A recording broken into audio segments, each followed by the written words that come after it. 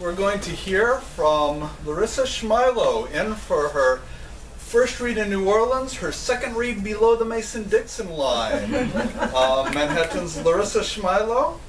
Her new novel is Patient Women from Blazevox. Her poetry collections are Special Characters, which we did through Unlikely Books, In Paran through Blazevox, and Patient Women, Special Characters, and In Paran are all available downstairs.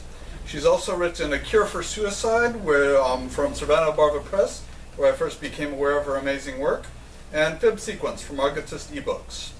Her poetry CDs are The No Net World and Exorcism, and tracks are available from Spotify, iTunes, Amazon, all those places that sell tracks. Larissa translated Victory Over the Sun for the Los Angeles County Museum of Art's celebrated reconstruction of the first futurist opera, and there's a wonderful video on YouTube, Victory Over the Sun being performed as a playlet at Cornelia Street Cafe. And the libretto is now available from Savannah-Barbara Press. Larissa, thank you so much. My first poem, this is my novel. Show the novel. This is my novel, Patient Women, and after a lot of drinking and drugging and prostitution and all kinds of stuff, my protagonist becomes a poet, and there's an appendix of her poetry in the novel, and I'll read first one of her poems. And this is called Death at Sea.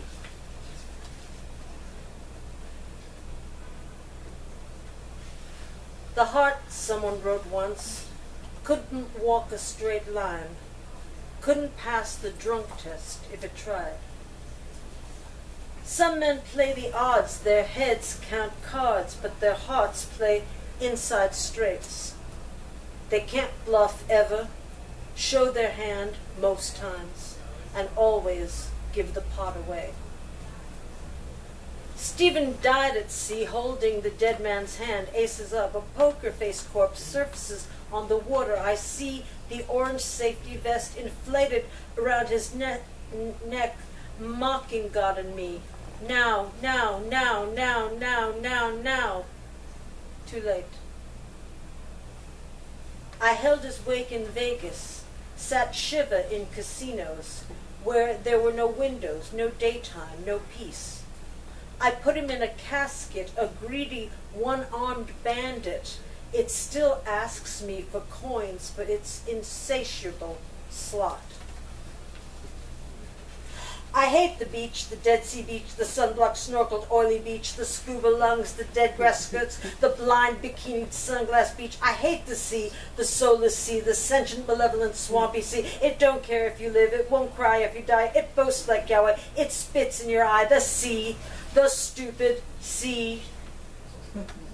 But I love the albatross that took Stephen's soul, and I love the lighthouse and the shore, and I love all sailors, both sober and drunk, that won't kill a bird no matter what, and I love the salt, and I love the storm, and I love Stephen beyond most doubt, and if I knew then what I know now, could I have walked on water and pulled him out? This next one is a ghazal. And it's called Cardiac. My heart is sick and foul, a chest of anguished cries. My heart attack explodes, a rest of anguished cries. Clinicians think I'm Job. They jab and prod my veins. Pathology requires a test of anguished cries. They check my pulse and beats with meters stupidly. My naked heart unrobes, undressed of anguished cries. A sphygmometer can't sound my misery. I blame my rose divine, caressed of anguished cries. Larissa's rose is sick and is consuming me, this cardiac malign, my fest of anguished cries. The sun is hot and bothered and libidinal, having fathered all our mendicants and tycoons, cops and robbers, and our rifloons. The earth below is verdant, childed ears, green exultant. For soul in love with Basker, with his sure heat, and not tasker, but treasure all her madmen, all her masters and their bondsmen, thus offering a devotion of which our Gaia has no notion. The fickle earth presumes a love from solar powers is enough. Her denizens expect the same in basking glory with no name. Now, the music of the spheres should play loud in one's own ears, but creation's powers assumed and unheard by all us loons. That appears right now in John Tranter's Journal of Poetics Research. This next poem is about Williamsburg, not Williamsburg, Virginia, Williamsburg, Brooklyn, before it became whatever.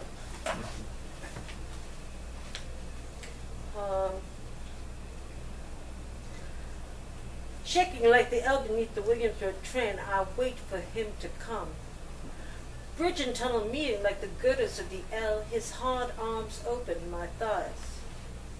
In the hood, they have names for him. The girls say his names. They call him Dos Cafés con Leche. They say, Ruega para nosotros. They say he's yucca, white and shining, like the crucifix on your breast. They say he's lucky, like a spider. They say he's yucca, white and hard.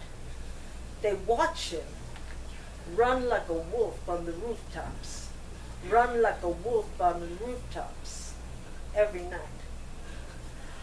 Rumbling like the train beneath the sidewalk and the L above my head encircled by these girders on his arms. He whispers spray paint and graffiti, pulls me down into the subway, pulls me down and up again, lifts me to the bridge, the girders tattooed like the open L.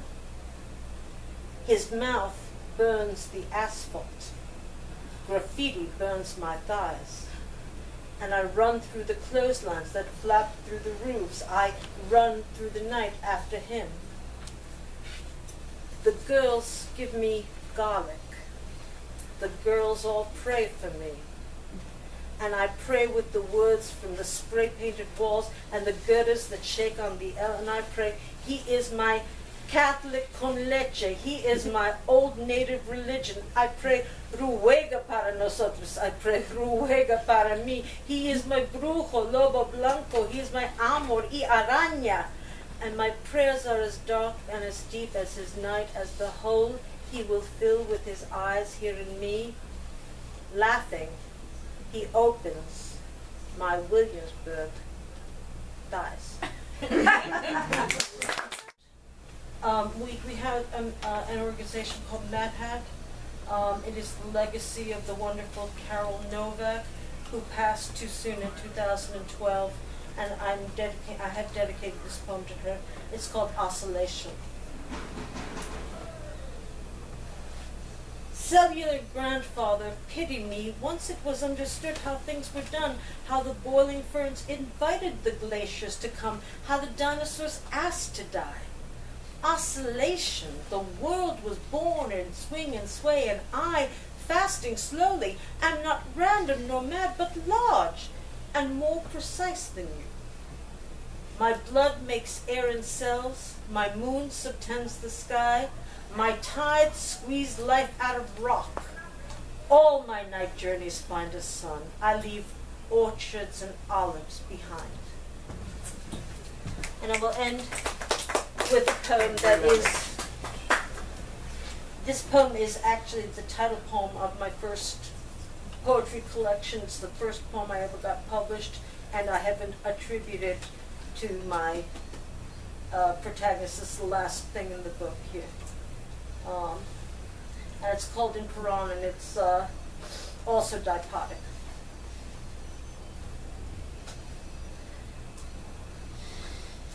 I grew up wild and reckless in the land of desert nomads, in the arid lands that lie near the promised land in Egypt, that land of milk and honey they were saving for my brother, and the land of Pharaoh's bondage where my mother's kin were born. I lived my youth near Canaan and the slaving lands of Egypt. I lived my life an outcast in the desert of Quran. I grew up wild and stubborn, my hand against my father, at war with all my kinfolk, my kin at war with me. I grew up wild and skittish, like a scared colt in a sandstorm. I laughed at mules and camels that never could break free. I learned to run in sandstorms, and how to eat my water, and how to find oases, and how to take the heat. I learned to talk to demons, to tempters, and to genies. I learned to talk to devils, to outcasts just like me. I learned to love and pity my younger brother Isaac when they took him to the slaughter, not even asking why. God bade me make the manna for Isaac and his children. My demons said they'd be here, 12 tribes of them someday. In this land of desert nomads, near the promised land in Egypt, near the land of milk and honey, in the desert of Haran.